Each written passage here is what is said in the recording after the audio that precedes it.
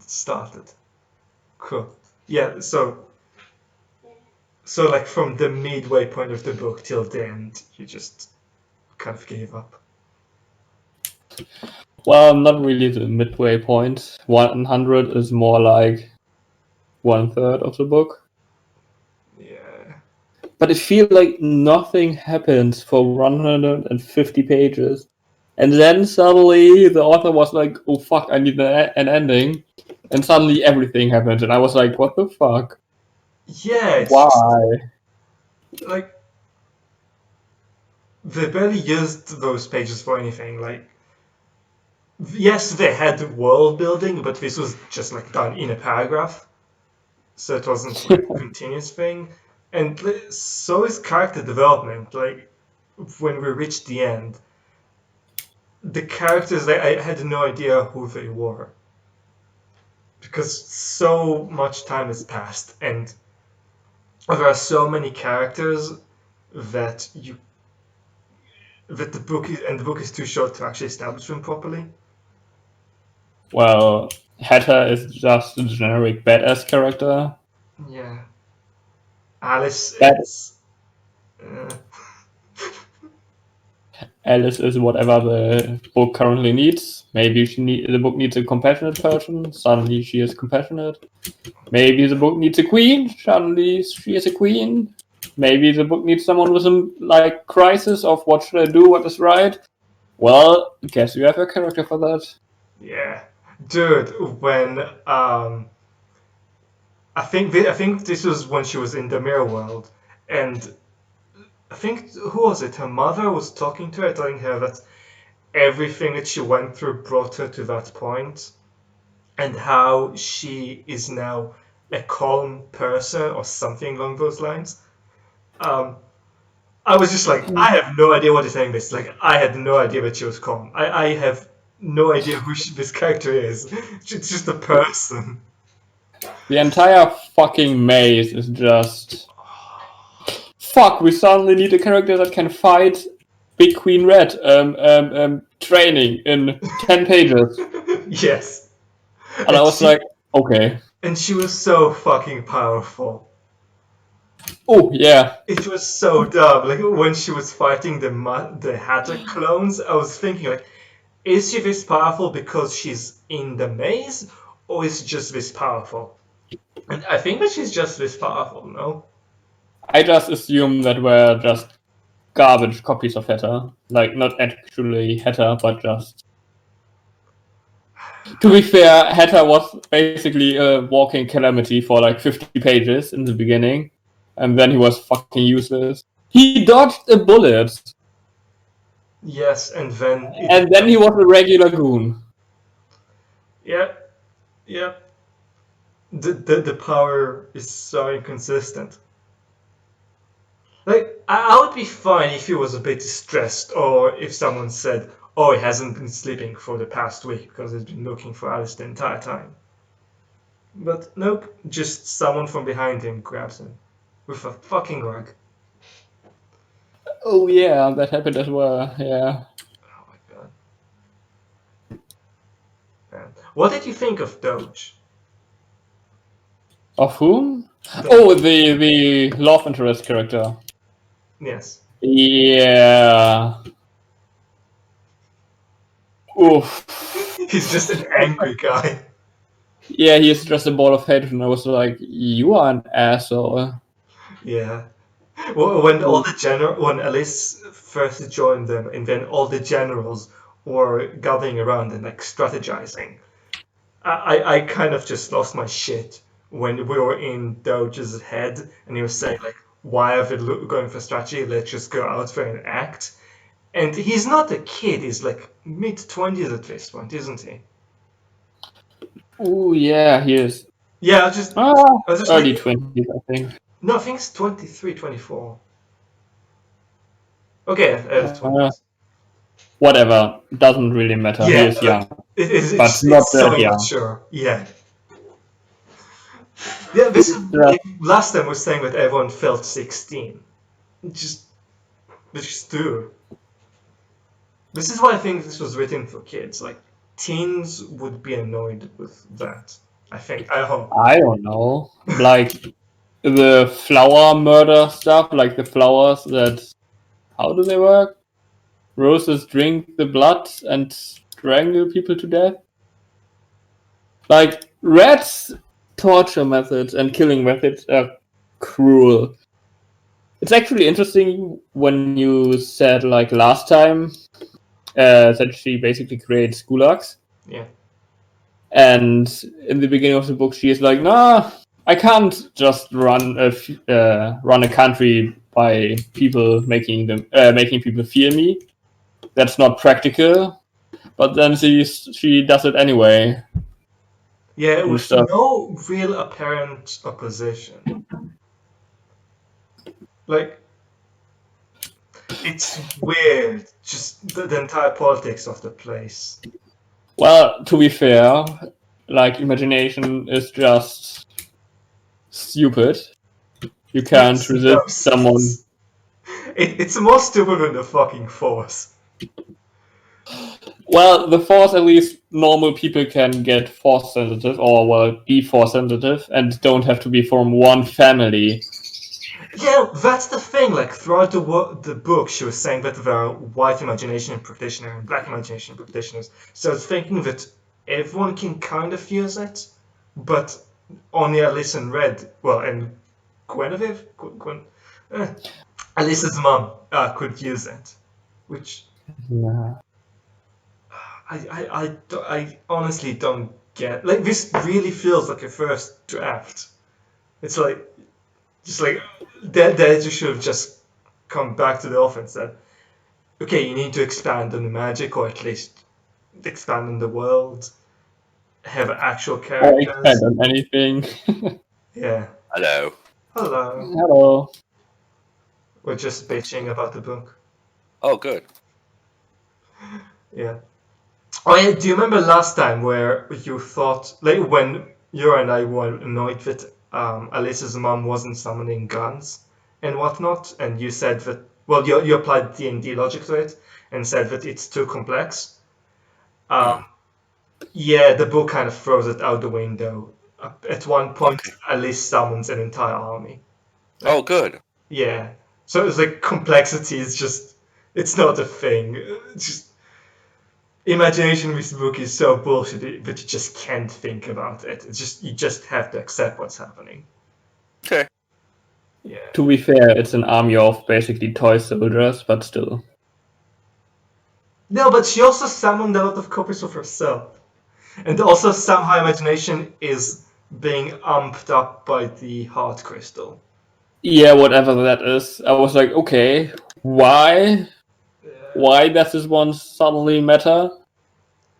It's But it didn't matter when Red attacked Guinevere, whatever she's called. yeah, I have no idea. It really feels like a MacGuffin that like should have like you know maybe initially in a pre-first draft of this book had a certain role in the narrative, but then the author kind of just liked the idea and didn't want to get rid of it. Because it serves absolutely no purpose except for the end when it's a way for Red to escape. Yeah. I see. Oh yeah, so in the end, Red is in her keep in Mount Constellation. Alice and her army of swashbuckling maniacs storm it, and then she battles Red, and then she wins over Red. Well, she wins the fight, and then Red goes, "Fuck it, just going to jump into the crystal," and I then see. the cat jumps after her as well. Ah, And then there the book cat. ends. I see.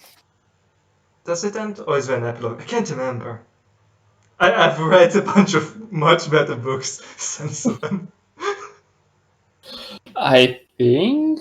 No, I think it ends. Or, well, at least they explain that basically by jumping into it, she is kind of immortal now. Yeah. Or the essence of Red is immortal, or some stupid stuff like that. basically holding up your back door so you can maybe write a sequel. Which they did, which is called Mhm. something Red's Revenge or something. Let's see.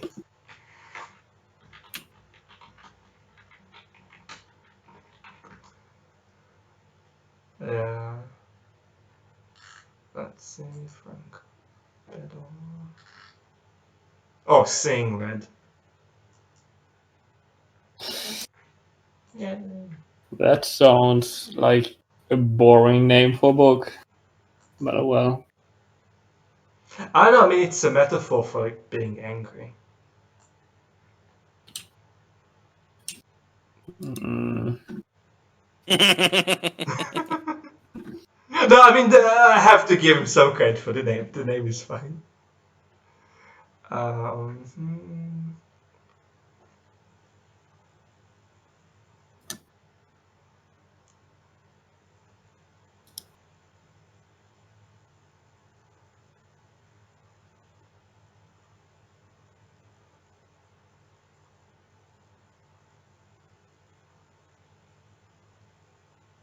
Oh, okay, yeah, Red returns in the sequel. And she wins when she's fighting with Alice.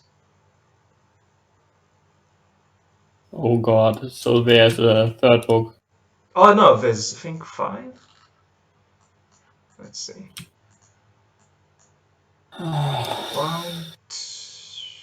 1, 2, 3, 4, 5, 6, 7. I think.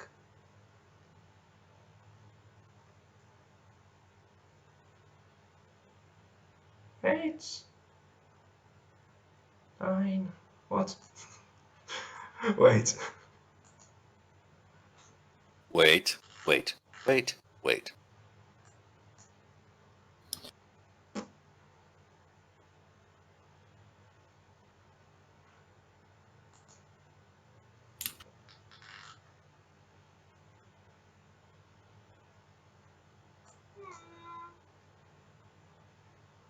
Okay, so it seems like there's 3 books in the main series with a bunch of spin-offs. Oh, the spin-off is a comic. Oh, interesting. So do you guys feel like there's any redeemable parts to this? Is the book? I The mean, idea is interesting, yeah, like, it is cool. Okay. but that's it. Yeah, there's like Imagination is bullshit. The characters are stupid. the The plot is. pacing is fucking weird. Like I already mentioned at the beginning, like I think 150 pages, nothing happens, and then suddenly, oh fuck, I need to end the book, and everything happens in 50 pages. Alice goes from, oh, I've basically no idea how to use my imagination, to, well, I can create a gigantic army of toy soldiers, basically filling the entirety of the horizon in 10 pages. Yeah. Oh, yeah. Oh, it's such. Okay, so this is when last time we were saying that imagination could be a Deus Ex Machina. This is essentially when it becomes Deus Ex Machina. Of just the imagination so ill-defined, and the way that Alice comes to master it is just she goes into like a pocket universe, Mm-hmm. and then she's being confronted by like her parents and Red, and it's unclear whether she's like confronting her inner demons or the pocket universe itself is testing her. And then after going through like a certain psychological maturation, she fights Hatter Madigan and a bunch of his clones, but she's almost instantaneously stronger than him, and then just like has certain exponential growth in power. No, but not even exponential, just oh god, I forgot what's called. Like an exponential of an exponential, and just going up on. Basically, yeah, she just ramps up in power really quickly. Isn't that simply super exponential? No, it's wait. I read about it somewhat recently.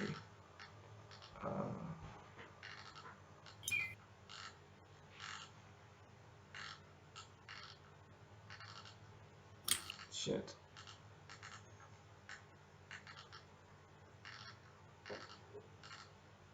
Titration. So it's like you have, let's say, x to the power of a n times. Yeah. So you have a titration graph. Basically, it's just stupid, and then just also in the Pocket universe, time is frozen, so it's not that there are like stakes while she's in there, and then she just emerges from the Pocket universe, and she's all powerful, and just she defeats an entire army. Yeah. It really makes a bunch of the side characters useless because she, at least in Red, are so powerful that any other character doesn't pose a threat to them, Mm-hmm. and it just kind of removes a bunch of this. Basically, yeah, it makes everyone else unnecessary. Gotcha. Yeah. And it's weird why Red. Actually, yeah, thinking about it, like Red's reliance on underlings is kind of weird then, because she really doesn't need them.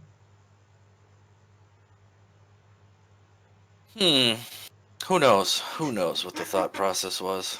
It makes for a interesting scene, I guess. Mm-hmm. Also, it gives us the cat, who is a neat character. Cool. Yeah. Well, at least the idea that he has 9 lives and then he can die 9 times and be resurrected. Yeah, like how often did Red kill him? 3 times, I think. It feels like she kills him more than everybody else. Yes. Where I'm just like, why do you create an assassin with 9 lives if you just keep on killing him? I don't know if she created him or if he's like an outside character. Didn't she literally say, yeah, I can just make a better one? Maybe. I wasn't really paying much attention in the later part of the game, of the book. Oh my god, when Red and Alice were fighting, I didn't even try to imagine it because it was written so sloppily. Or just, like, I think I was just glossing over some of the paragraph and kind of absorbing it. And just like, Alice is doing some bullshit, Red is doing some bullshit, yada yada yada yada. Also, it's weird, like. I remember nothing of the fight. Exactly, it was so unforgettable. Yeah, it's weird. It has the same issue with like Green Lantern, where you have a power based on imagination, and the only thing you use it for is to summon really mundane stuff. So, in the book, there are those things called like spider bombs, which essentially just explode and then just summon spiders. That was like the main thing Alice used to attack, and not, I don't know, something more imaginative, like summoning spikes, creating. Well, to be fair, in the final fight, she created spikes. Did she? Yes. That's the one thing I remember. She creates, spear-like spike thingies. Like from the ground? I don't think from the ground, but look, I can't remember too much, but I think there were spikes. No, I remember. No, she summoned a bunch of size. Maybe there were also spikes. I don't remember. Yeah, so testament to the fight. The most epic point in the book, and both of us are going,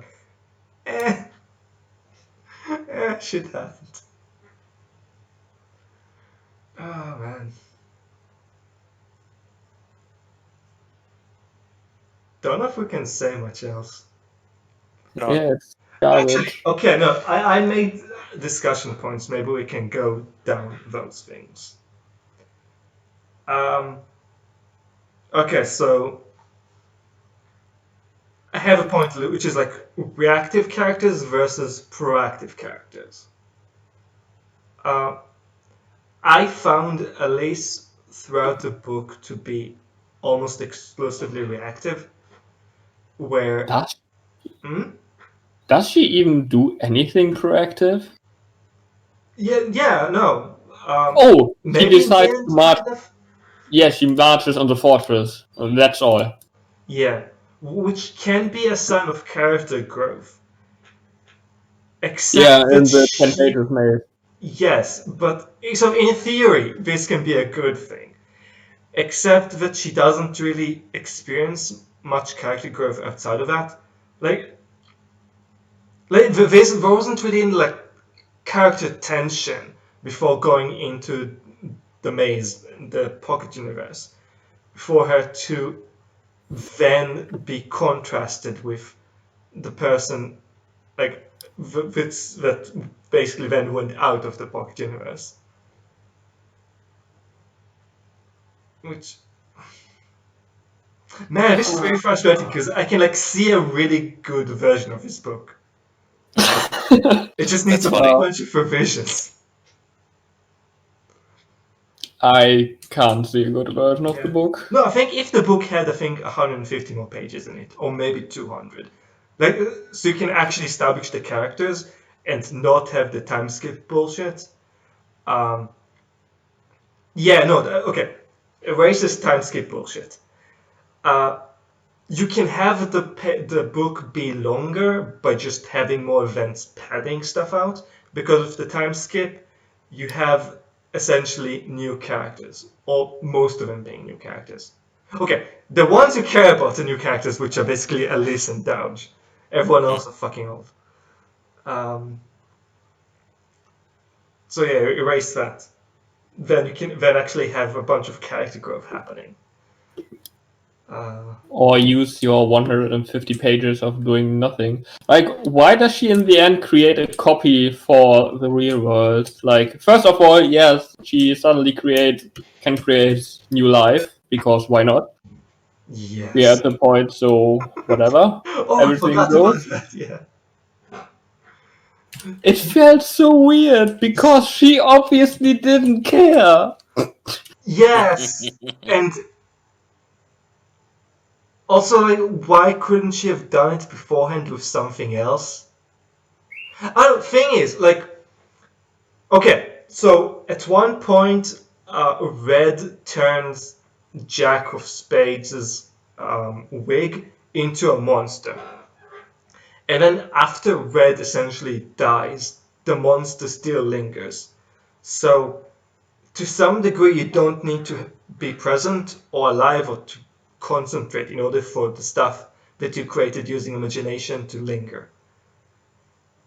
So, why couldn't Elise have spawned like sentient creatures and just waited a week? Let's say that it takes a certain toll on her. And then like, she waited a week and then went and stormed Red's castle. Who knows? Because no one thought about it. This book is so conceived. Oh man. Okay, so going back to reactive versus proactive. What did you think about everyone else, Euro?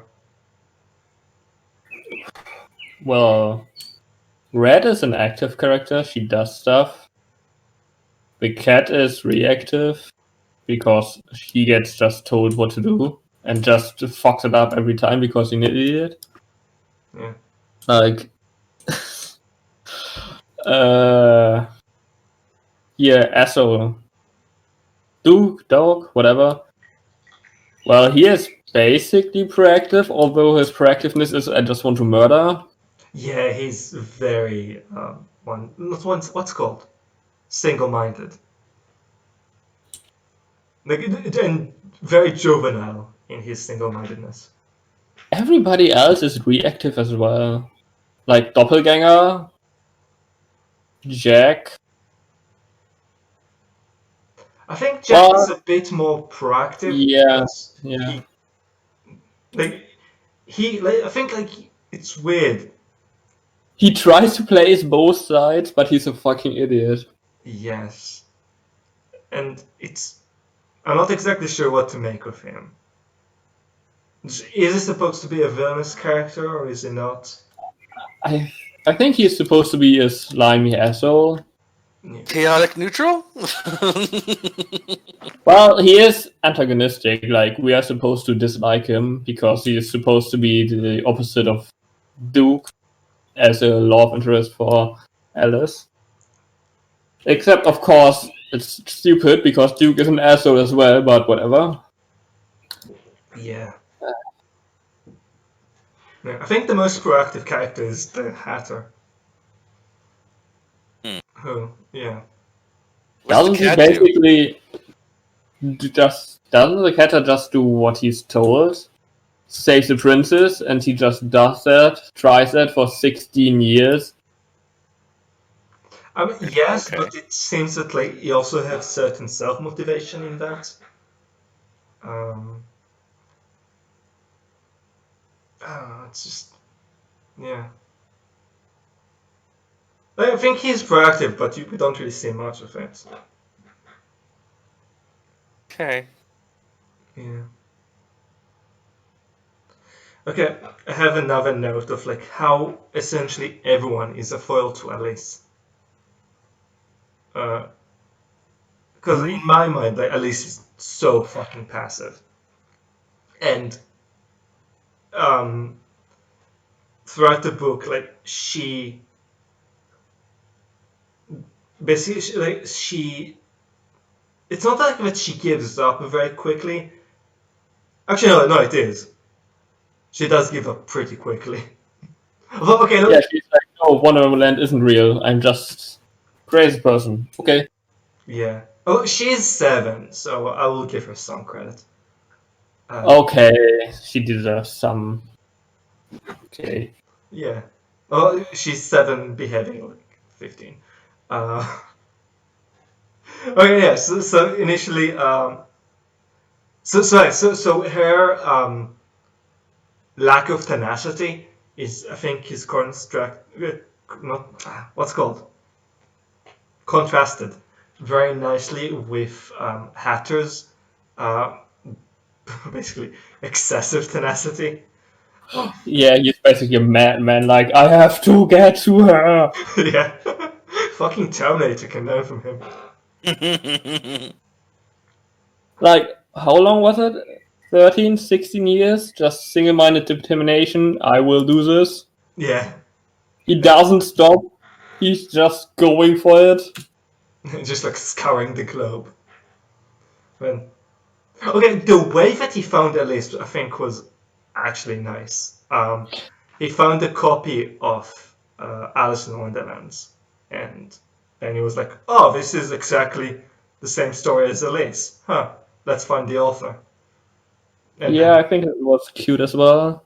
yeah, Originally, I was very angry how they used the original author as basically an asshole. I was like, you could do this so much better if you would just be like, hey, we are going to publish a book, and if your friends find it, I will send them to you.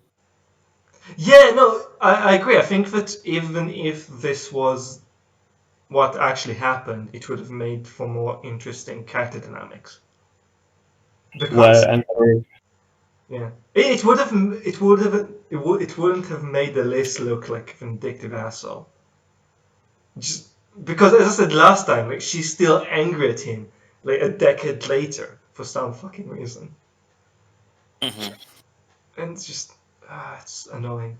Yeah, and if, as you suggested, Lewis Carroll would have just approached her and said, "Okay, this is a bit out there. Let's maybe write it as a kid's story." So people can maybe like find you, it would have been a much better development. like, yeah, I can easily publish a kid's story with that. Yeah. I don't know if the author did anything before that, the original author of Alice in Wonderland. No, he was a hard ass mathematician. You can actually find. Um, A lot of Alice in Wonderland is a takedown of what we'd call modern mathematics, like with the Cheshire Cat and how it's just kind of just doesn't really make sense, and how the Mad Hatter is all about the craziness and sets growing and shrinking. Funny enough, history proved him wrong because he was like very number theory, geometry, statistics, and now everyone's like, we have a transfinite set, go fuck yourself. Also, we have complex analysis and reanalysis, which are the devil.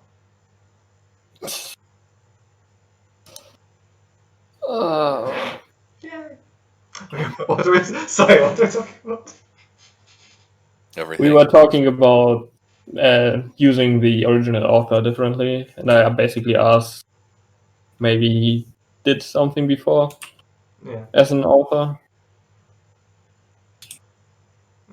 Yeah, I really like your idea. Would have been much better. By the way, if I'm a bit loopy, it's because I haven't slept well last night. I understand. Yeah, finished Childhood's End, which is amazing. So good. Fucking love Arthur C. Clarke. Very cool. Yeah. I don't have a lot of time. I just thought I'd come in and say hi and all that sort of stuff. I'm sorry. Okay. Plus, I haven't read much. I just wanted to get a final review from you folks. It's a stay away. But it sounds like the final review is the same as before. Yeah, just stay away. All right. Also, I'm recording this, so you can listen to it later if you want. Oh, good. That's very good. Yeah, I think I'm just gonna do it from now. I think it's nice to maybe refresh on our ideas. Cool. Very cool. All right, I'm gonna go, but good to hear from you folks, and I'll be listening. The next book for sure. Yeah. So. Yeah, no, it's like a proper good book. Okay, cool. I started reading it. It's actually nice. Very cool. Yeah, very good. Very good. I'm glad. Have a good day. All right. Take it easy, folks. Bye-bye. Bye-bye. Bye.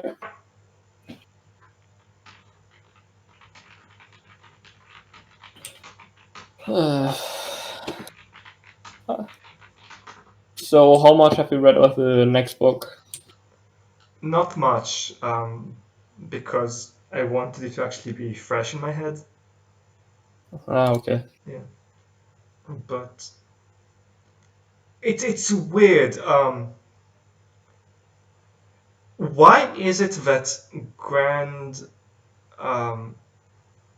not grand sci-fi, maybe grand sci-fi? I don't know, what would you call Foundation and Warhammer? Warhammer, I would more say like Warhammer 40k, like science fantasy. Yeah, because no, I it's basically thinking more about magic. the scale. Like, why grand? Okay, fine, fuck it, grand sci-fi. For some reason, grand sci-fi really likes the idea of bringing old forms of governance. So this one also has like a monarchic class and a certain caste system. What kind of government do they like? So there's a monarchy, essentially. Well, it's most likely just easy to set up to be like, hey, those are the bad guys or whatever. Yeah. I don't know if they're the bad guys here. I haven't gone that far in. No, I literally read like 10 pages. Okay. So not much. I was just this was even before I finished Alice in Wonderland. For Looking Glass Walls. I was just getting really depressed. I need a good book. Let's just start reading the next one. And I was like, proper writing. Understandable. Yeah. No, yeah, so like this actually kind of scratched my sci-fi itch a bit. So I've since read Foundation, and Childhood's End. Which is Foundation is so dry but so interesting. I love it. Yes, I do too, but still. Yeah. I didn't binge it. I read each segment in a day. So yeah, I think it's not a book you can read for a long time. Although I only read the first one. I haven't read Foundation and Empire and Foundation and Earth. Oh, I've read all three of them, I think. Yeah, not entirely- there are like the three main ones, and then there's 2 sequels and 2 prequels. I think. Yeah, I think I've read the main ones. Yes. Yeah, I'm definitely gonna read it the next day because I really enjoyed it. Although it's weird, it's a big issue nowadays when we read like classic sci-fi, the lack of women doing stuff. No, there was a few times I was like, oh, this name is kind of female-ish. I was like, oh, it's a guy. Oh, okay. I was like, Uh, it's to be fair, I don't really notice that. But because you're a sexist pig.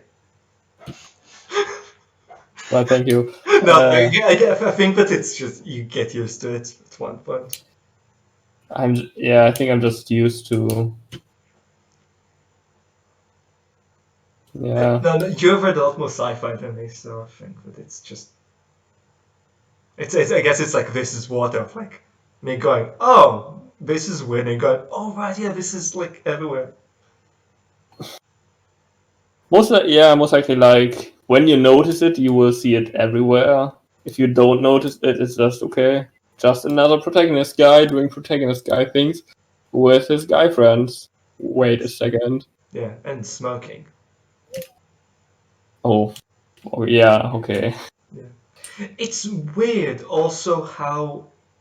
Okay, so from all the sci-fi I've read, which it's not a lot, but I guess it's like a sizable amount still.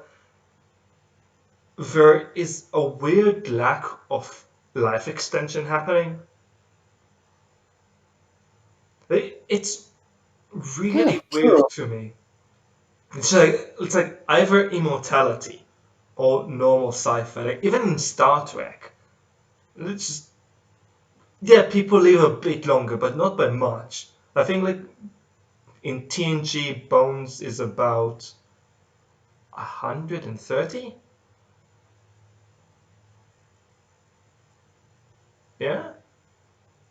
I don't know the ages, to be fair. I think it's just like either you're writing a story about immortality or it doesn't fucking matter, so why change it? Yeah. But it feels more futuristic that way. No, because like from the current research that's happening nowadays, I think that there's a very good possibility that we'll see significant life extension in our lifetime. Oof. I don't know enough about medicine to say that. Yeah. Well, hopefully we'll reach immortality in our lifetime, but that's wishful thinking. Immortality sounds so stupid and boring. Fine, then you can kill yourself. Thankfully, we have a bunch of off switches, so it's cool. I know. I want to be, an Asimov, the last question. But like we're all like in the far, far future, but we're all like meld together into one consciousness. I want to be at that point. Think it'd be cool. Good luck surviving against all the other thoughts. No, it'd be like a symphony. I don't know. I think it'd just be cool. Although that's way ahead of us. Well, it could be interesting, it could be a clusterfuck. So, The two aren't mutually exclusive. well, to be fair, clusterfucks can be very interesting to look at, but I don't want to be in one. Such a prude. Oh yeah, actually, okay. I still have a bunch of points I want to discuss regarding Alice. Oh god, okay. Okay, are you familiar with the Sanderson laws of magic? I think I've read about it, but I can't remember them all. No, not at all actually. But most likely you can remind me, and I will. Yes, 1 second. So there's three of them. The first one is um, the ability for magic to solve problems are is proportional to the reader's understanding of magic. Um, the second one is limitations are more interesting than power, and then the third one is expand on the magic before you introduce new elements. So basically, they just said "fuck it." Yeah. Okay, so I don't necessarily agree with him, except for the first one, kind of. I think that one's actually important. But at the second and third one, I actually don't agree with. But I think it's nice to see it compared to Alice, because here we just ignored all of them. Yeah, it's just we need is power done. Limitations more interesting than power. Well, it has nothing to do with the book, but I think it's more interesting. Like, if you have to think about limitations, you have to basically define how your magic stuff works. Yeah, it actually restricts you and like makes you use it in interesting situations, except for like, oh, it just uses the magic. Yeah, you basically are forced to think about how it can be used, and by forcing you how it cannot be used to think about that, you will notice better ideas how to use it, and so find some loopholes and stuff like that. Yeah. I think. Yeah, the example he uses is, I think in Mistborn, something with metallic elements. Yeah. Yeah. Basically, the magic in Mistborn works. Basically, you eat metals and you get powers depending on the metal. Yeah. Yeah, and I think it has certain like drawbacks as well. That it actually causes you some like reduces your lifespan or something. Maybe. I don't think Okay. so. It's just a timed ability, like your basically your metal storage depletes with time. You can't just eat a lot and just be happy for life. You have to keep consuming if you want it. Okay, maybe I'm confusing with a different example, but yeah. Yeah, which I think it's that's what causes it interesting. Another example would be Earthsea. That that one is a lot more nebulous, but you kind of like get a sense of like it takes a lot of time to actually learn the magic, and it's limited in the geography, uh, which creates for an interesting story and just not this bullshit where I don't know. Alice doesn't even get exhausted when she uses it, does she? No, No, she it just feels like Harry Potter magic. It's just there. yeah. Oh, it feels like Star Wars. Okay, the main reason I keep comparing this to Star Wars is because okay, light Yeah, side and dark good side, but side, that's bad side. Yes, the yeah, obvious one. yeah, but also because both of them are kind of bullshit. But no, I'm fun of the Force in Star Wars because first of all, it doesn't really do much for the story. So in regard to Sanderson's first law, like Luke shooting the laser into the Death Star could have easily been done with just normal aiming systems. Um, and second is that the story is not about that. Like you engage with the characters and just the general narrative. Like, and then you have just the force that it's just there, but it's not doing much. as opposed to here, where you don't give a shit about the characters, and imagination plays a very pivotal role. It's basically the core part. It's Yeah, basically. Is it similar to the overarching story of Star Wars of light side versus dark side? kind of. There was the case of Doge starting to fall into the dark side, uh, which felt like this. I kind of lost it at that point when Alice was like, "Oh no, you're giving into anger," and just like Did this actually matter at any point at all? I have no idea because it's so ill defined. I still have no idea what's the difference between light imagination and dark imagination. Like it seems to be okay. Again, compared to the Force, like we're not really told how you use the Force, but it seems like it's innate. But it also comes from your emotions, and also like light side Force users use their power very differently than dark side Force users. But here, both light imagination users and dark imagination users use imagination almost the same. They can do the same stuff, yeah. Yeah. Yeah, because like it's not like it's not like red can summon stuff that harms people and that this can heal people. No, like Lace also summons weapons and bombs and shit.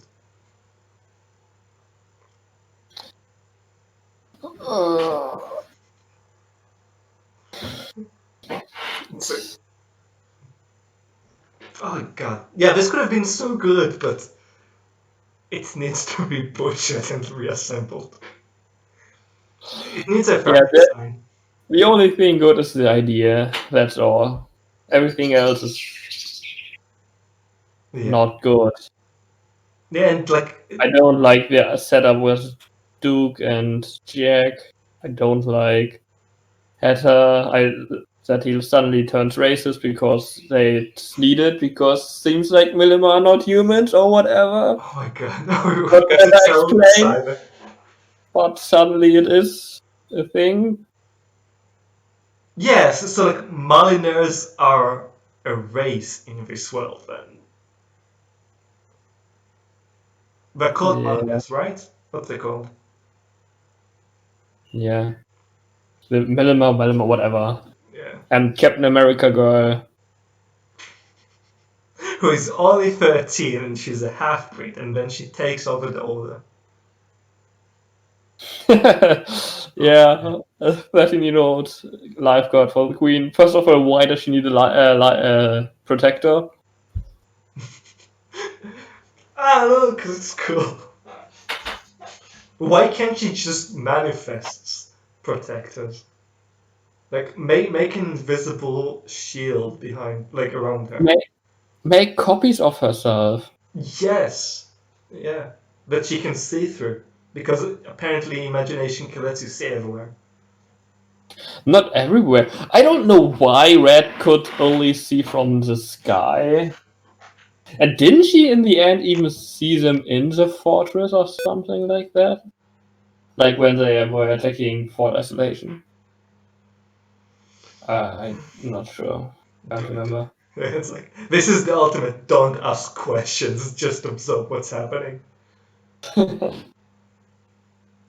No, yeah, it's so annoying. Like, I like to look into a book and, okay, you can find plot holes in everything. Because nothing is a complete work in itself. But Yes. yeah, but like with this book, you just can't ask questions because there are no answers. Well, maybe there's like a fan somewhere that if we post to a forum, they'll just type I have 10-page essays to why we're wrong. Oh boy, oh boy. Ah, so depressing. Next book is gonna be fun. Next book is gonna be proper. You just have to repeat it often and often enough. It will be fine. It will be fun. This is like It a will be blank right enjoyable. now. Like, through the looking glass walls can't hurt me. I have also Le Guin with me.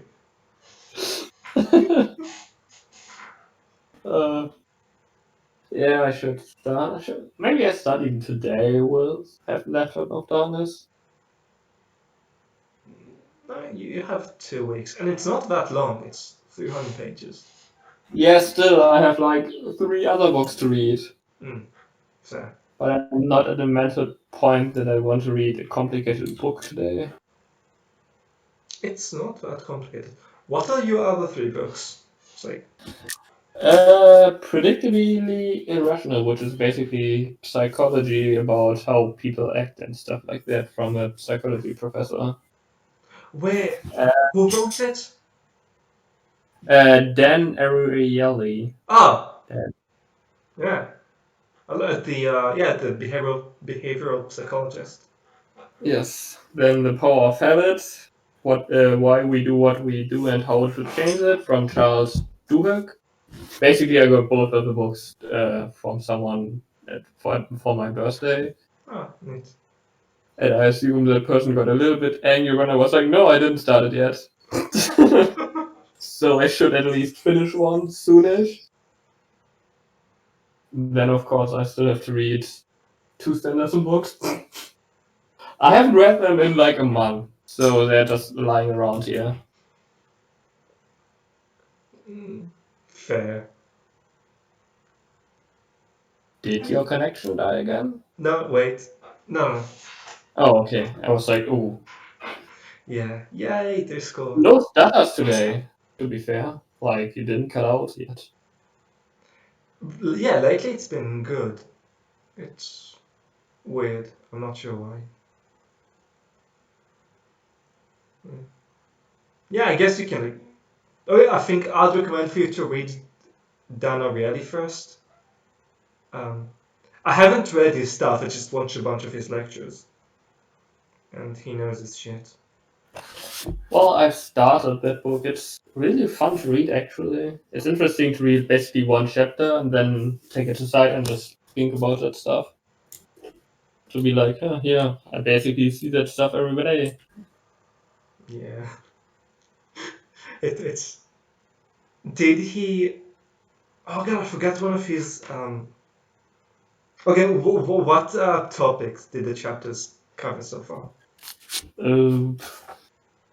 I didn't read that much. Well, not reduction. First one was, but basically, the truth about relativity. Basically, that we are stuck at rational thinking and basically just compare everything. And if you basically trick us into comparing stuff, well, basically comparing stuff in a favorable way for you, then we assume stuff is better than it actually is. It's the typical with the example of the circles that are different sizes because the circles around them are different sized and stuff like that. Yeah. I explained horribly, I'm sorry. No, I know. I know about that phenomenon.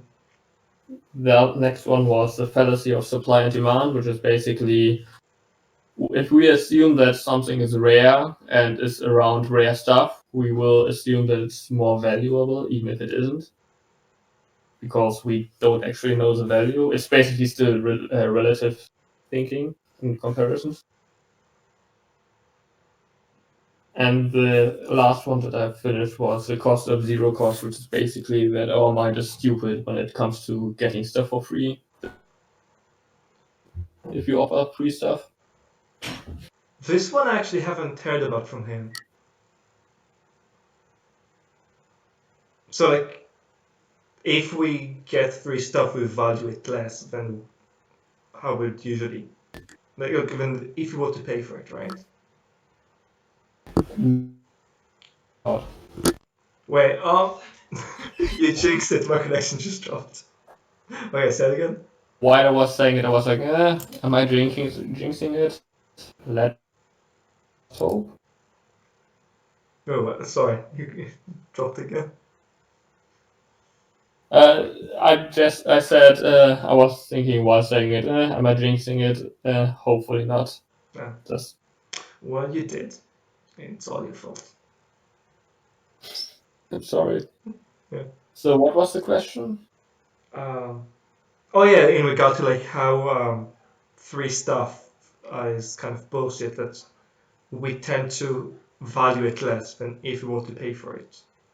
No, we value free stuff way more. Like one experiment he was talking about was basically offering in a mall like two kinds of chocolate, like one truffle chocolate, like rather valuable for like 25 cents each, and one's like a simple chocolate, forgot the name, for like 1 cent.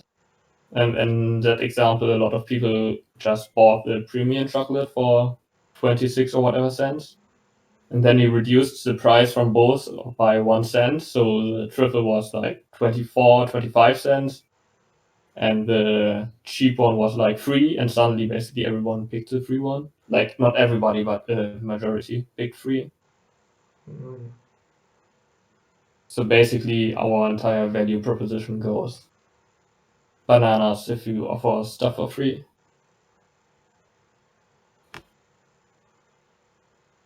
Yeah, interesting. Tell me if it talks about choice preference.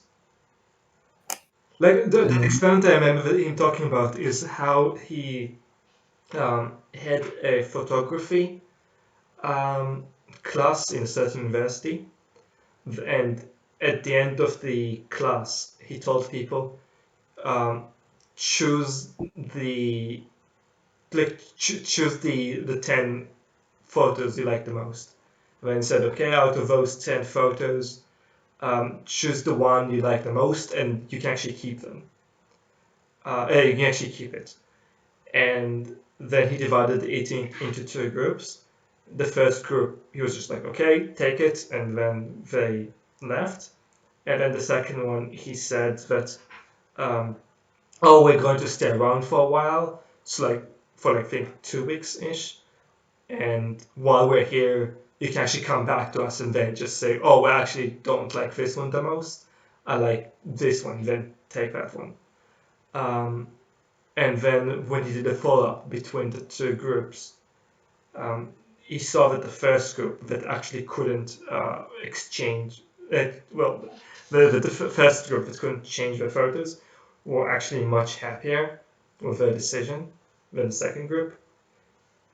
And he compared it to felons and whatnot, who are usually not as sad about their time in prison because it's not really like if you couldn't, we didn't really have a choice about that. Okay. Yeah, I'm pretty sure that this was part of this book. Uh, maybe not. Because, yeah, it seems that a very strong theme in this book is relativity, and this one is pretty relative. Yeah, I like his stuff. It's It's interesting. very fun to read. But again, I want to read it while my head is fully there and not a bit mushy. Yeah. I mean, yeah, Because like most non-fiction, you actually want to be functioning. Yeah. I find psychology research interesting-ish. it is. Actually, It's fascinating to read about it. if you guys want to maybe in the future read another non-fiction book, Why Nations Fail might be interesting. I have heard about that book. Like the name, but No, it's good. I have it. I've read it, but I can always use another read on that one. It's essentially how you structure societies and in what way you distribute resources that helps society to thrive. And wait, I forgot some terminology. Give me a second.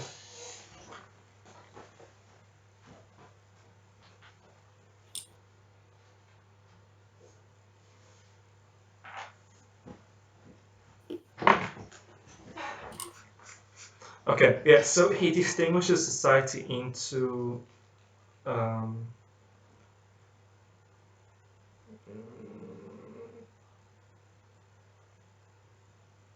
damn it, it's not in part of the chapters.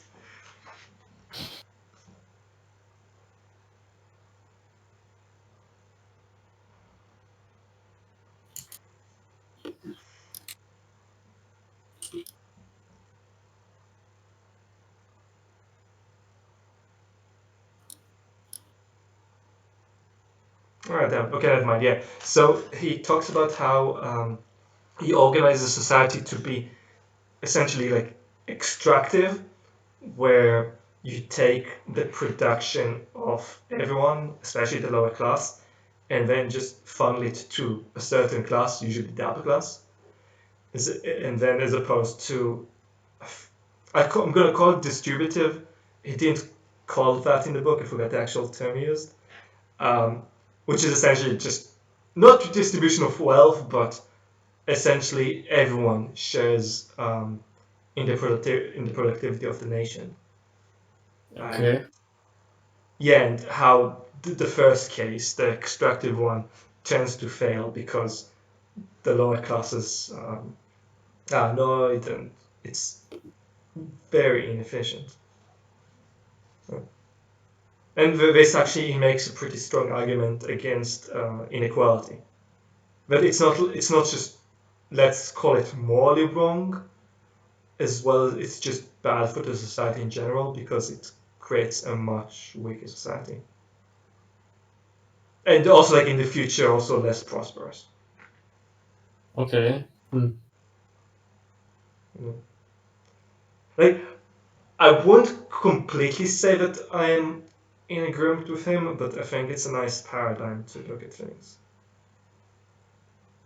It at least sounds interesting. Yes. Like if the other wants to read and want to read something like that, I would be open for it. Cool. Okay, so maybe we can read it in July? I have lost track of time. I don't know Yeah, what the next no, because we fucked it with the scheduling because we're on the 4 weeks rotation. Yeah, next is June, yes. Yeah. So maybe. No, because Simon wanted to read Jettyberg Perfume as the next book, which I think you will enjoy. I did some reading on it, and it's supposed to be pretty funny.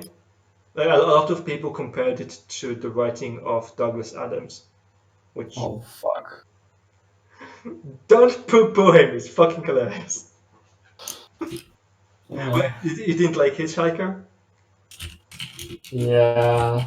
Like it's mm, Oh, it's just the goal. It's just the good old German humor is not a laughing matter. I think I mentioned it already. I made the mistake of reading it one after another. The first one was good, like actually nice. The second one was mediocre. The third one, I was like, I just want to fucking die. Okay, And then, I like, will agree whenever with I the good wanted to, mentality. Yeah. and whenever I want to read want to commit suicide, I will just read the fourth book. You have the same There's effect. 5, so they could like try and kill stuff on the 5th book. Maybe I will survive the fourth book. I don't know. What are the rates of suicide survivors? I'd assume it's rather high. I think it depends on what you do.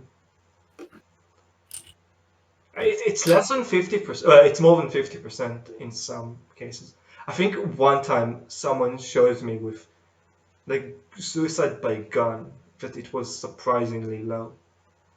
Like fatality rates with suicide were kind of surprisingly low. Yeah. Turns out we are fucking idiots, even at killing ourselves. Yeah. That's why you throw yourself off a tall building. Just let gravity decide. Yeah, so you get a nice view on the way down. Uh, Oh, sounds a bit windy though. Hmm? Sounds like it would be a bit windy though. Yeah, just be nice.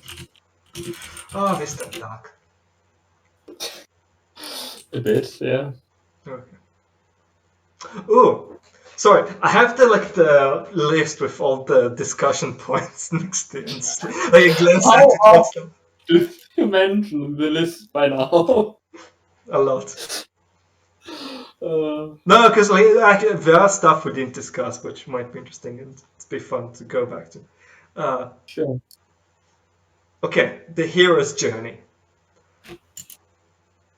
I think that the writer tried to at least follow it to some degree. There is a very Didn't like he completely follow it? say again? Didn't he completely follow it? Like Call to Adventure? Yeah, and Call to Adventure. Not really. Yeah. No, but I think like the crossing of the threshold, it was very literal. Yeah, that's like literal. Yeah. Although it's weird because, um, like usually like you when you have the crossing of the threshold, like there's okay in this case the world of myth and legend and well glory is actually Wonderland, and the crossing of the threshold. Wait, actually, no. I think that maybe we can say that, like, initially the call for adventure for Alice was when she was 20. Yes, when she returned to Wonderland, like the Yeah, entire start of the hero's journey is just offset by like 200 pages. yeah. Everything beforehand is a prologue. Yeah, and a waste of time. Yeah, actually, no. Okay, let me look up the actual stages. We have the call to adventure, which is basically the wedding stuff. We have the supernatural aid, which is Hatra. Like Duke is the one rescue her. Then we have a return, that's just the threshold. Yeah, meeting the mentor is kind of Hatter-ish. Well, that's more like the teacher guy. Yeah. But he And is more like the then, mentor.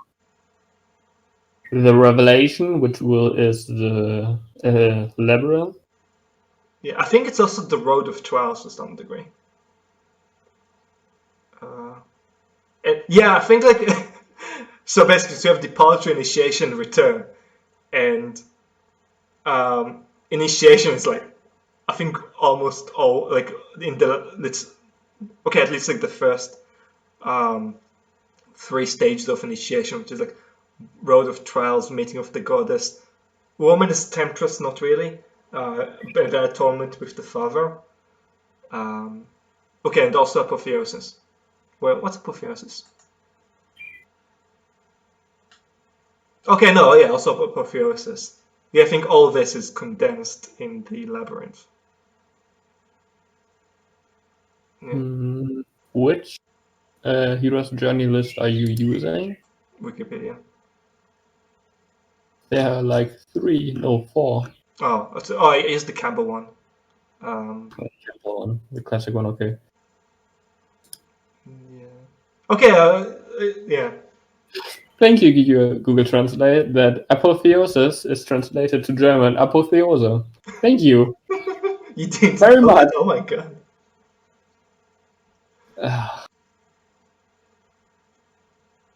Yeah. Okay. Yeah, but yeah, so I think that it's the hero's journey is pretty malleable, so I guess like it has different interpretations. Yeah, I think you can argue that the second half is basically the hero's journey. Yeah. You just have the big prologue. The big problem again, no character development. Yeah, no, yeah, it actually makes a lot of sense, and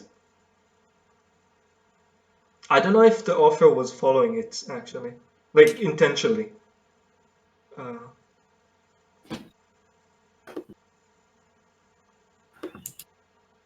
Because she is very changed in such a short amount of time, which is a typical hero's journey. Yeah, she is suddenly queen for reasons.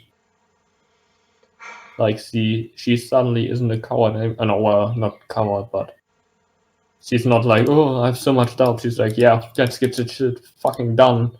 Let's just walk to them. Were you also annoyed that she got a scepter at that point?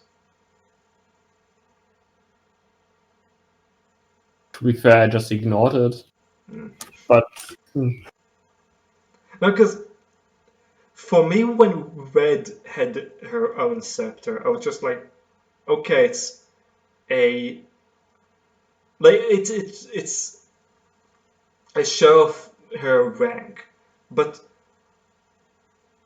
like for me, like at least getting a scepter, but not like one that she manifested, more like one that she got from the labyrinth. Um, because she suddenly is a white queen. yeah, it just felt off.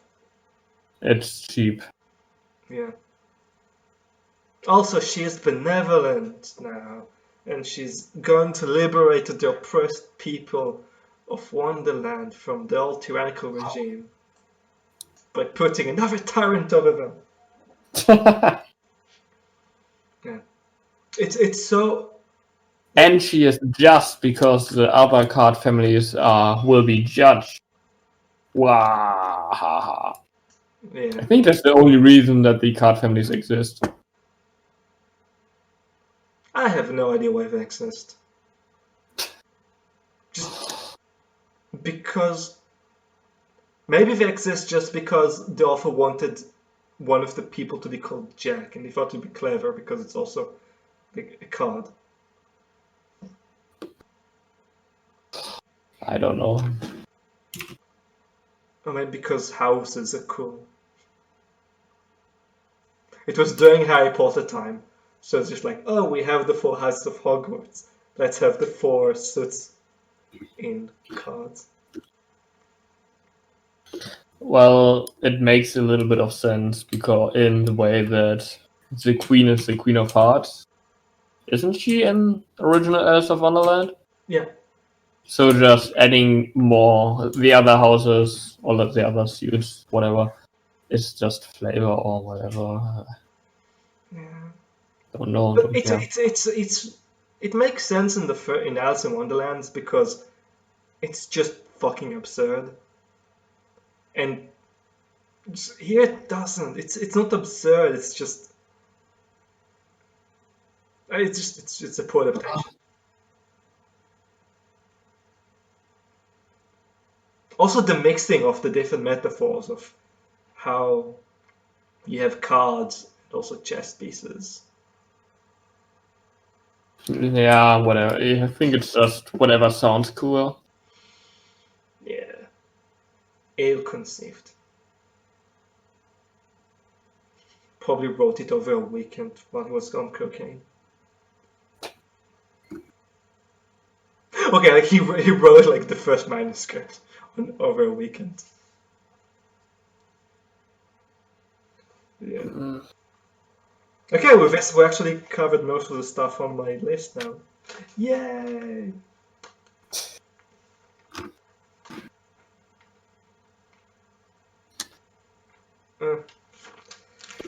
Next book is gonna have a more interesting discussion, I hope. I hope, and I hope we will be more people. Yeah. That one is actually, it's gonna be a proper book. So It's so a proper book. I mean, the last two haven't been. The last two have been so bad. I think this In is the different one ways. I enjoyed the least. Yeah. Although I didn't finish the last one, I still think this one was more painful. Yeah, this one has. Yeah, I think this one also is slightly more down your alley of fantasy. Um, True. so yeah, as opposed to period drama with some scandalous stuff, which doesn't matter in the end. Man, fuck that ending. But it was so fucking. How can you have an ending which invalidates your entire book? It's so fucking stupid. So everything we're concerned about is doesn't matter. It's fine. We are the upper classes, and gossip doesn't touch us. Of course, because we have love, the power of love. Yeah. Nothing is this. It could have actually been a poignant commentary, but it wasn't. It was just stupid. It was close to actually being pretty smart, or at least having like a reason. Well, a raison d'être. But no, it's just like out of this book. I still have no idea why they couldn't assassinate Red. It just Maybe she just imagined the assassin away. no, she can't because imagination doesn't affect living people. That was, I think, like the only limitation this book had for imagination. It doesn't affect living. Yeah, because Alice wanted to, when she was in the real world, like, and the soldiers were making fun of her, she wanted to sew their mouth shut, and then there was something that's just like, oh, imagination can't overrule other people's autonomy or something. So flowers are not living things. And spiders as well. Shh. Like the spider grenade thingies. Shh. Or the glass eyes that Red Don't think created. about it too much. I'm sorry. Yeah, and in that world, living things are people, whatever the fuck Hatter is, and walruses. Oh yeah, the red walrus, yes. Yeah. Why I does he guess- exist? Was there one in Alice in Wonderland? I don't know. I've never read it or watched a movie about it. That's yeah, Most likely there is one, but maybe. Let's Google it. Google. is there a walrus in Alice in Wonderland? How the fuck do you spell walrus? There is, at least in the movie. Ah, nice.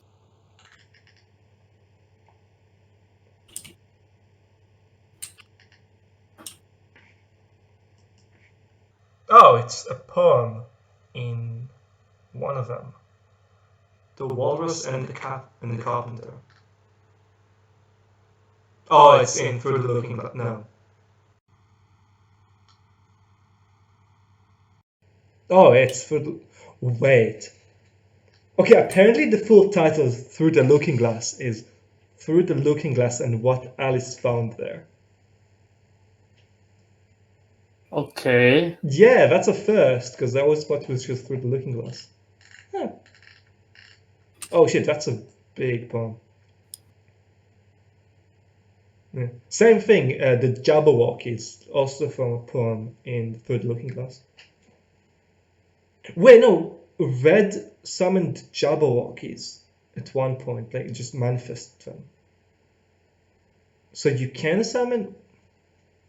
Maybe. I'm gonna stop Maybe. thinking about it. To be fair, in the end, Alice creates a copy of herself, so whatever. Oh, true. So Doesn't matter. Rules don't matter. you can create living things, but you can't then affect their autonomy. Maybe you can't affect living things that have an own will. Assuming that plants and spiders don't have a will. No. But like pretty intelligent. I'm gonna stop. I think we're gonna finish the discussion, and I'm just never gonna think about this book again. Like maybe like once, like when I'm about to fall asleep, it just pop into my head, and I get angry. Nightmares incoming. Yeah, it's like some people have late night existential crisis. I'm just gonna have random bouts of anger about the book. Why are you angry? Alice in Wonderland! That's not how imagination works. It makes us. Oh, wait. Like the magic system is shit. It's like it's so soft. It's marshmallow.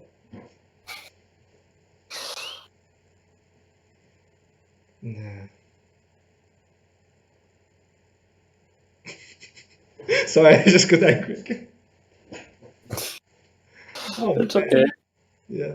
No, I mean, it's so weird. Like the reason I'm frustrated with this is it's so ill-conceived. Like the author clearly didn't put barely any thought into it. Just I think just like wrote it and just this stuff is happening. And you can actually make something really decent out of it. And I think kids deserve better than this garbage. I still have my doubts that it's a kid's book. But I can't remember the murder flower, how they work. Yeah, no. That's what they said. Like the actual language, and if you ignore what's happening, it's a kid's book. But all the murder makes it a teen's book, or an adult book even. You can very easily like if you just change the language, you can turn this into an adult book very easily. Just like amp up the torture and all the gulags and all that bullshit, and I don't know. Have a scene like keep Alice young, but like have a scene where she goes into into one of the casinos, and then just some prostitution and some other stuff. Okay. No, I mean it's stuff that's in there. I mean, there's also like a drug abuse. Oh yeah, there's a drug problem in Wonderland, yes. Yeah. Which is like it's not a kid's book in that regard. Or even teens, like okay, it's not YA, at least in the modern sense of YA. The YA is also ill-defined. YA is whatever people want to call it at that day. Yeah, I think like genres tend to be a marketing term, but YA is 100% a marketing term. Like I can't remember. I looked it up. I looked a certain book recently. I can't remember what it was. And it was YA, and like it's clearly not. It's clearly for at least 20 and up. Oh no, I'm not being fair. I think teens can read pretty deep stuff. Oh, of course. Yeah, like the Very Hungry Caterpillar. I always assume that YA is just like it's basically a coming of age story of a 15-year-old. That's how I basically always see YA, young adult. Yeah. And the language itself tends to be pretty easy to read. Yeah. I don't really spend that much attention to the language. Oh. I only notice it if I have trouble, if I have to look up a lot of words. I I generally like poetry. So I really enjoy when something is written pretty well. Well, I can ignore it. Like for example, Asimov. Like if the story is good, so I can ignore the not shitty writing, just bland writing. Yeah, but if you ever want to read something fun, like something which you just enjoy the language itself, you should check out Infinite Jest by David Foster Wallace. It's a murder weapon. It's fucking massive. I haven't finished it. I might finish it in a decade or so because it's fucking giant. 1,000 pages, okay? Yeah, but it's like the text itself is also really small, and it's not written chronologically. Like the chapters jump between characters and time periods, and it also doesn't tell you what exactly the year is. Like it calls, for example, the year of the okay, what's it called? Something I think Advent, undergarment, and like in the US, Advent or something that is adult diapers brand. Yeah, so it's like you know the name of the year, but you don't know exactly what year it is. That just sounds like a pain. Yes, I mean it's part of the experience. I think it makes you a bit more involved. But it does comment about, like, you get a sense of how old-ish some of the characters are. Like you go, okay, this character now is a teenager, clearly. Now is clearly an adult. So it's very character driven. Yes, and Okay. absurdist. It's Okay. it's a very interesting book to read. It's very unconventional, and the author is clearly mad. Yeah. No, I mean the book. Okay, let me fetch my coffee. Sure.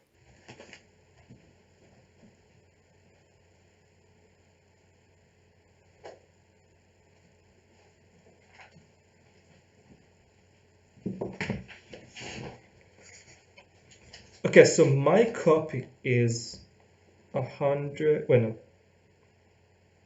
It is 981 pages, and the text is fucking tiny.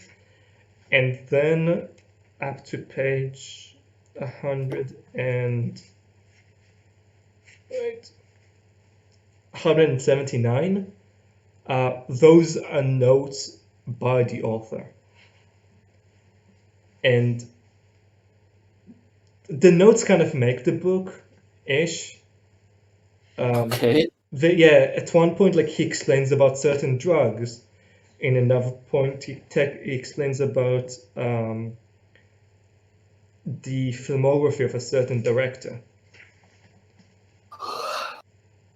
Yeah, no, it's an interesting experience. I'm sorry. I'm tired. No, it's fine. No, okay, so like definitely go into it knowing that's going to be weird, but the language itself is really nice. Like it's hard. Like I got a lot of Ulysses flashbacks from this. Okay, it's not as hard as Ulysses. Ulysses, its own fucking thing, but like I read this book really slowly. Okay. Yeah, because the syntax is interesting. The syntax is unique, and it's a good read. Just a challenging one. Also, it requires a certain amount of knowledge about American culture, which you might not possess. I definitely didn't possess. Like, I actually had to Google a lot of stuff. Yeah, I most likely do not as well. Yeah.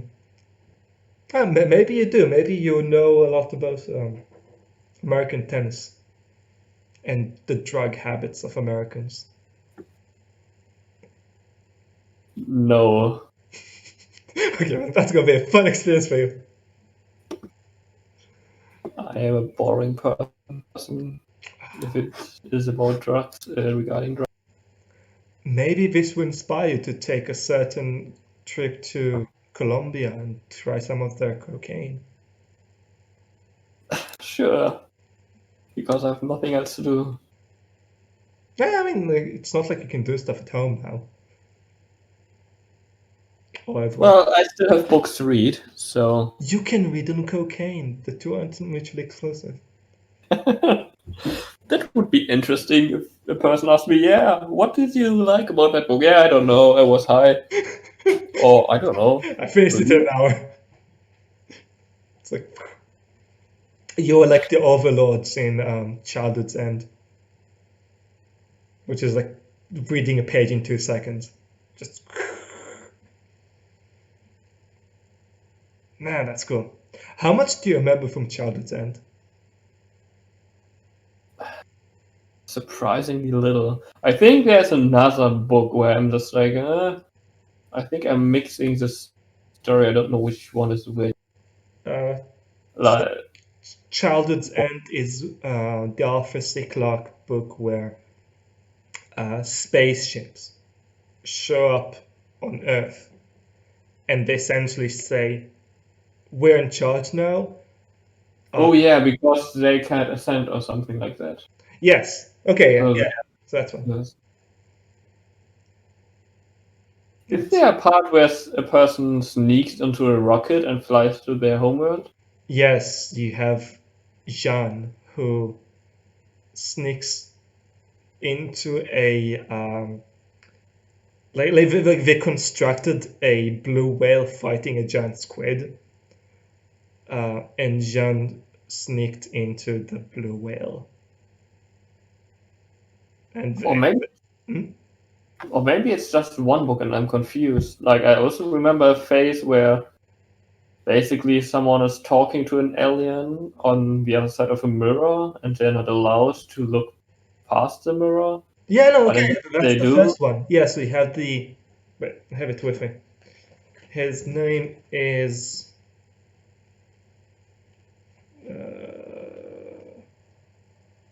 Secretary. No. Oops. So I'm just thinking that they are two different books. Okay. Yeah. Yeah, I mean, it's essentially 3 different short stories. Oh, yeah. There was Mr. Stronggren. I can't remember the name, and there was a party somewhere. Yeah, that's during the second story. So, well, the story explains why I'm thinking about that they were different books. Yeah. Yeah, you also like jump quite. Because there's like a 50 years jump between the parts, the first part and the second part. It's very foundation-like in its structure. Yeah, Foundation likes to be like, oh, then this big event happens, and everything in between we just ignore. Yeah. Also, there's a 50 years jump between like the first story in Foundation and the second one, and also this one with the first story here and then the second one. Oh.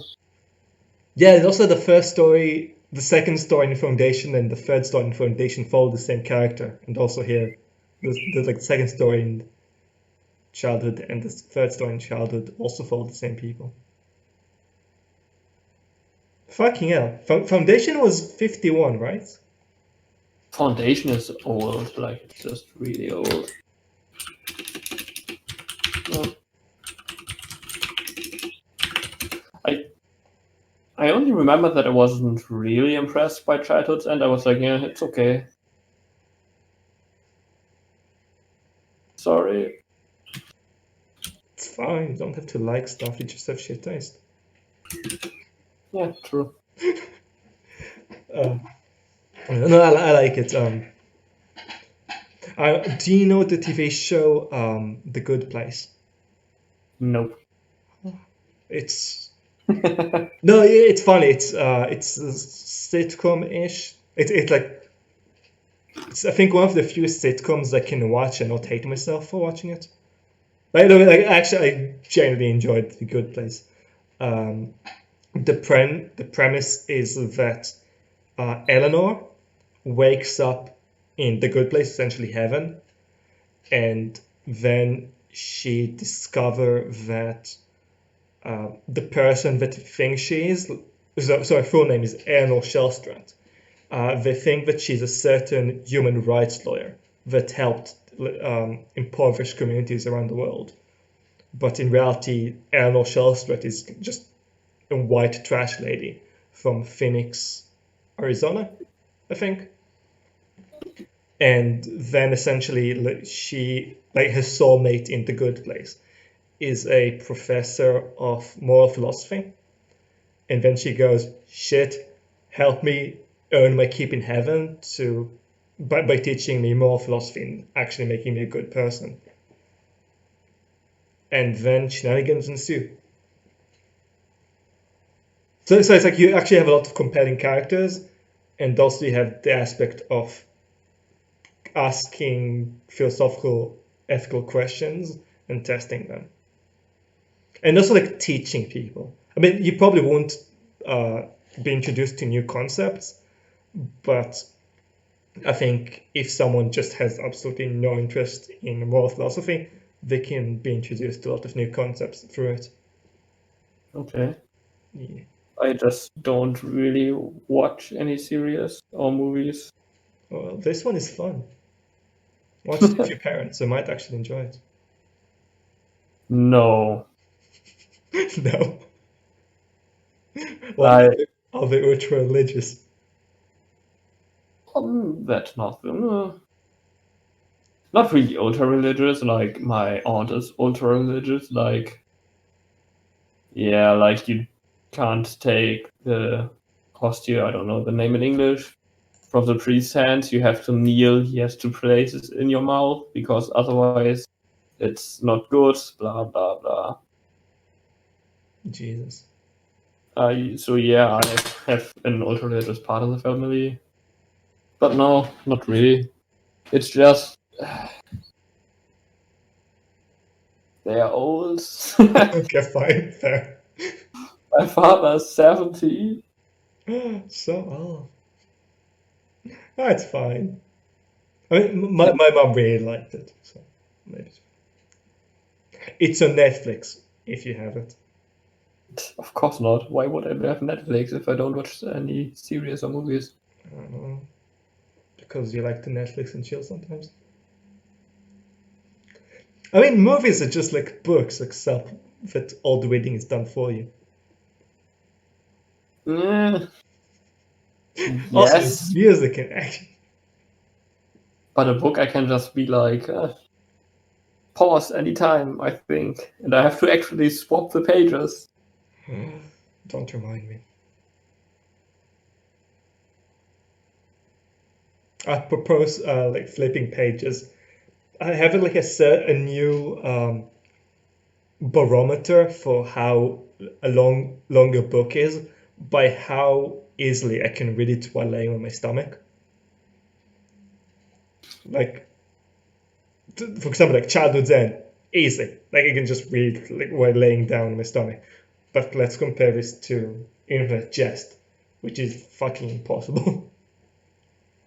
Okay, that's... Yeah, like it's not a Why? picture book. Huh? Why? Because how do you read books? Like, do you just sit down in a chair? Or lay in my bed, on my back, or on the side. Oh my! I I can't, could never read a book on my back. I have no idea how people can do it. I can't really lay for a long time on my stomach. Oh, It just hurts after a time. My back hurts easily. fair. Too much sitting down on the computer. Most likely, yes. And in bad position as well. I'm looking forward in 10 years that I will have a fucked up back. You would look like some of the creatures from The Thing, which you haven't watched. No, You look like a Lovecraft creature, just like all bent. it will be horrible. Yeah, you go outside, go for a run, and chop some wood. Uh, Get those muscles working. Like, sing the Lumberjack song as well. Do you know it, the Monty Python one? I'll There's post a it. Monty Python Lumberjack song. Yes. It's amazing.